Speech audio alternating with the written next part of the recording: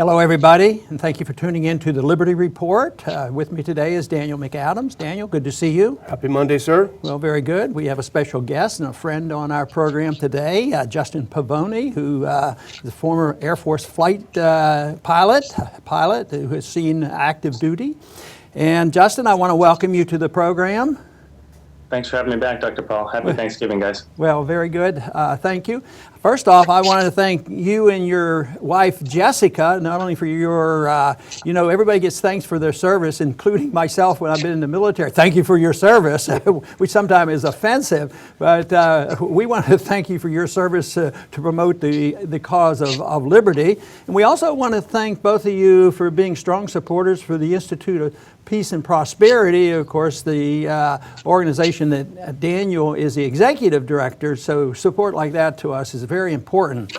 But before we get into the question about a recent article you wrote, I wanted to ask you a little bit because you ally yourself with we who call ourselves libertarians, and quite frankly, I don't understand exactly when you became a libertarian, or you used that term.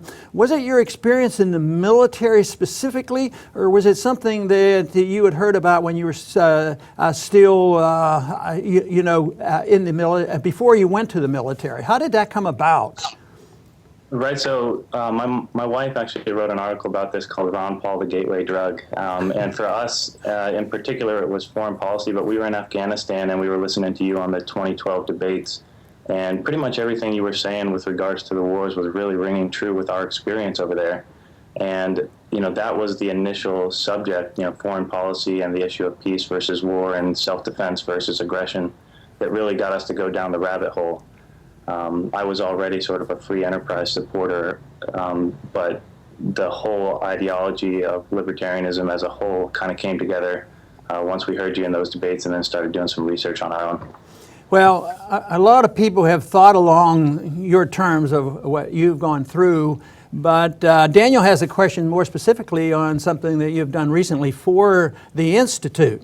Yeah, Justin, you wrote a really interesting article a few days ago. It was originally on antiwar.com, but we picked it up at the Ron Paul Institute as well, and it was about conscientious objection, and it almost is kind of a quaint term, or brings back the 60s, and I think a lot of people don't talk about it, but you bring it up in a whole new light, and you talk about some of the trials and tribulations that you had trying to get out of the military as a conscientious objector.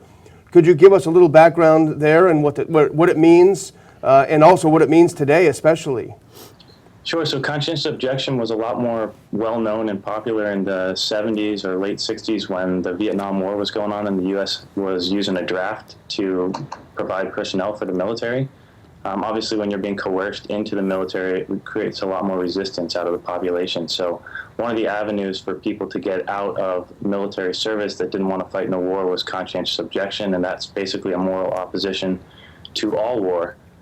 People today in the voluntary military think that conscientious objection isn't really applicable anymore. That's not the case. When you go into the military, you sign a piece of paper that basically says you're not a conscientious objector.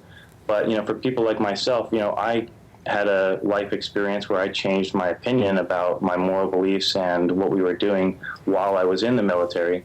And so there is an avenue to get out of the military as a conscientious objector, assuming that your beliefs changed while you were actually in the service. So it's still a very relevant issue, more so for people that are actually in the military themselves, rather than for people that aren't forced to become a part of the military just as normal civilians.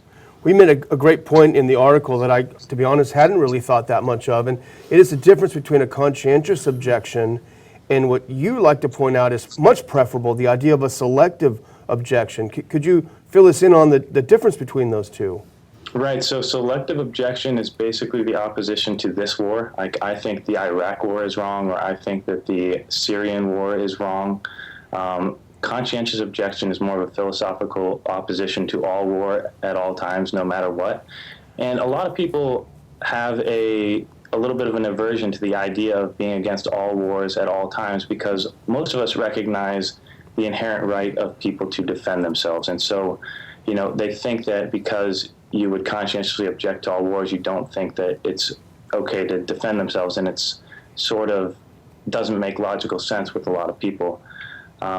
that's why selective objection, I think, is so important, because most people sort of think of the theoretical possibility of a just war happening as a reason to dismiss conscientious objection, but they might be opposed to any one particular war as like an aggressive war, an immoral war.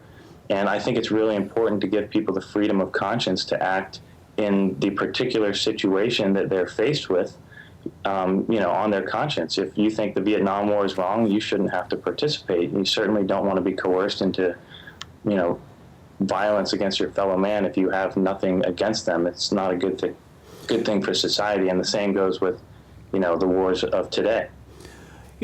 Justin, on the internet, and I think it occurred after we talked before, there was some serious, thought-out criticisms of our position, and especially yours, and they were saying, well, Justin, you signed up, you signed your contract, and now you want to separate yourself from this contract. Have you had that directed at you where you've actually given an answer to that? Do you want to comment on that challenge? Yeah, sure. So I definitely have gotten a lot of criticism about that. I have two things to say about it. Number one, I don't think it's whatsoever opting out of your contract. It's a totally legal loophole in the contract that says if you think that this war is immoral, you don't have to participate. You can, as part of a normal administrative application, apply for conscientious objection. If you get accepted, they can let you out scot-free. It's just part of the rules of the military. So there's nothing below board whatsoever with the process. The other thing I think on a larger picture, though, is, even if that weren't the case, I think both parties are subject to the contract. So the government can be defunct in its obligation to the soldier just as much as the soldier can be defunct in its obligation to the government. And I think soldiers have an obligation to interpret not only the legality and the constitutionality of wars, but also, more importantly, the morality of a war, and to stand for all of the above, but most importantly, the moral principles, of self-defense and non-aggression above and beyond whatever else may be considered.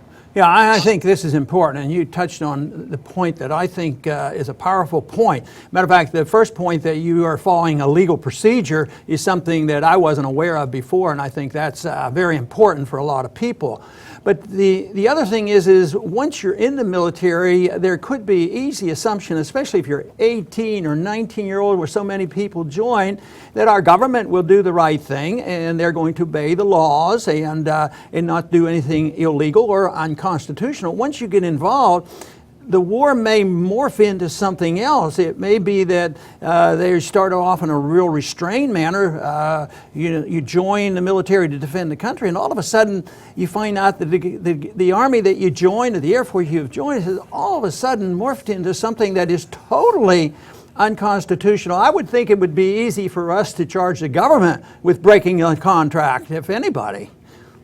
Right, so I totally agree with everything you just said, and in fact, that mirrored my own personal experience a lot. I joined after 9/11 thinking that our country got attacked, that I wanted to legitimately defend our country from people who were aggressively acting against it.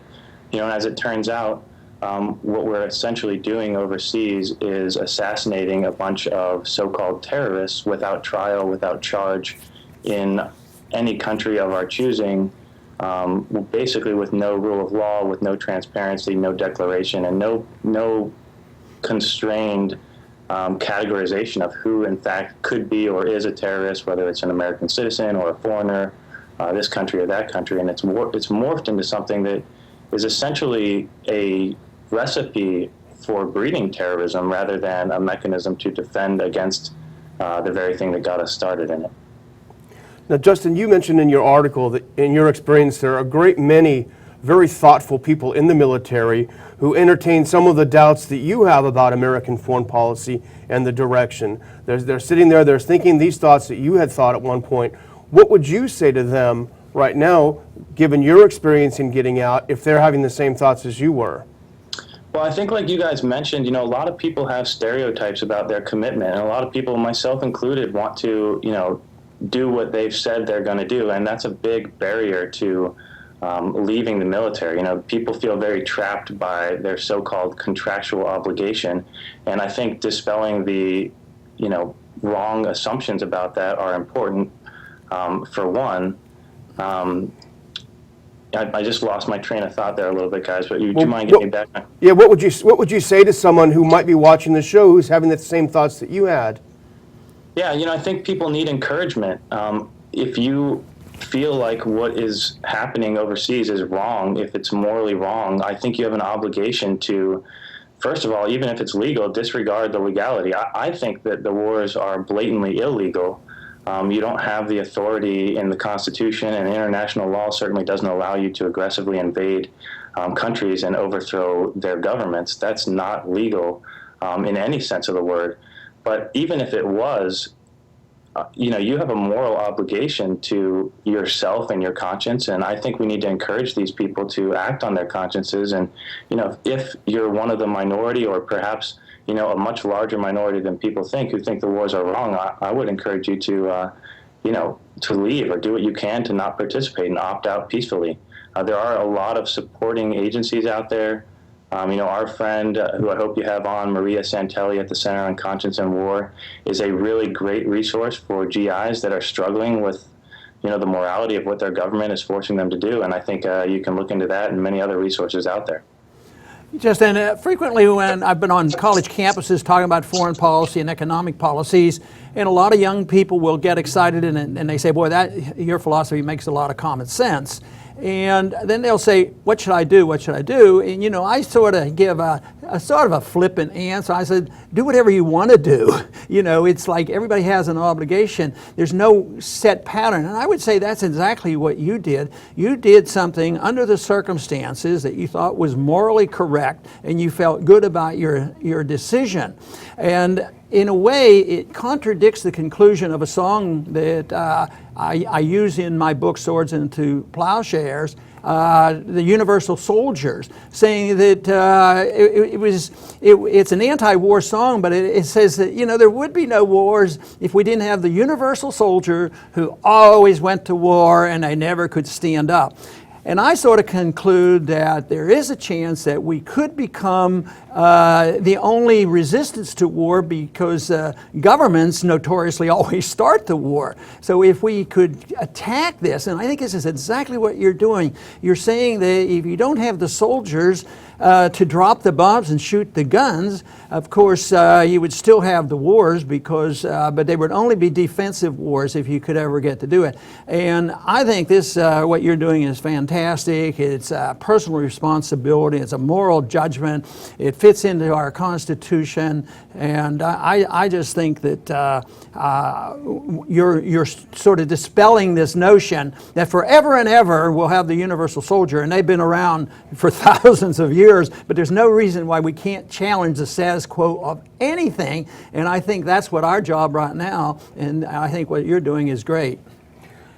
Justin, as I was preparing for the show, I was thinking about a very memorable moment in the Foreign Affairs Committee when Dr. Paul was in Congress, and he was arguing against going to war with Iraq. And he said, well, why are we going to go? They don't attack us. They haven't attacked us. And you mentioned this in your article. They haven't attacked us. Why do they want us to go to war? And then one member said to him, well, of course they're attacking us. They're shooting at our planes as we're bombing them. So that was the justification that they gave for the war. Yeah, it was in that same discussion that the chairman of the board, when I insisted they vote on an up or down vote on declaration of war, which I told him I'd of course vote against, he said, well, that part of the Constitution is an anachronism. And I thought, oh boy, this is what we're facing. But we don't have to face that constantly. We're going to change all that. Justin, I want to thank you very much for once again visiting with us. I think it's very important that more people hear your story. Well, thank you guys both very much for having me on. I appreciate it, and we look forward to talking to you again soon. Okay. I want to thank our audience for tuning in today. This is a very important subject because it has to do with war and peace and moral responsibility of the individual. I don't believe in collectivism for rights or punishments, and actually ideas are individual too, but ideas spread and larger numbers endorse those. So when the ideas of peace spread, we will have peace. Right now, we're facing a tremendous barrage of false stories and propaganda going on, with ISIS and other things as if the world is going to end tomorrow, and it's all based on falsehoods. So this is the goal that we have, is to get the truth out. And of course, Daniel deserves a lot of credit with the Institute of Peace and Prosperity, because that is the goal, is to figure out how we can get a larger number of people who will act morally on their by themselves to resist the temptation of accepting war. And I was part of that, because when I was a young doctor and drafted in the Vietnam area, I wasn't ready to think about this or resist. I spent all my time studying medicine, and as a flight surgeon, I started to get an inkling of what was going on. But I think the whole purpose is to teach people that peace and prosperity comes from a moral principle of liberty for every individual. And though a lot of people talk about American exceptionalism, I'm not talking about that cliche that is used so carelessly. But there are some values that have been American values in the past that we need to not only restore but build on, because I think that nothing has been perfect in the past. It won't be perfect tomorrow, but there's no reason why we can't improve economic ideas as well as foreign policy idea, so that we can truly work for peace and prosperity. And I want to thank everybody today for tuning in, and please come back to the Liberty Report soon.